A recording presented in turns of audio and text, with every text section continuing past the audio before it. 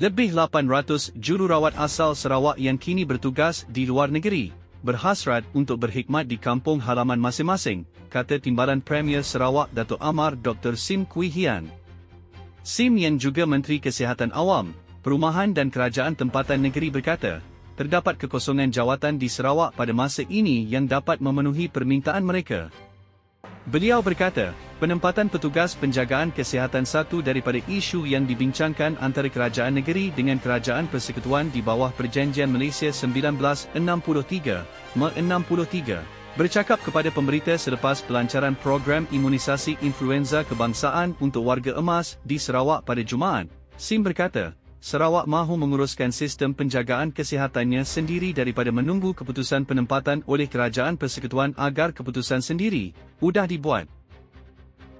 Dapatkan e-akhbar Suara Sarawak dan News Sarawak Tribune percuma di Play Store dan Google Play sekarang.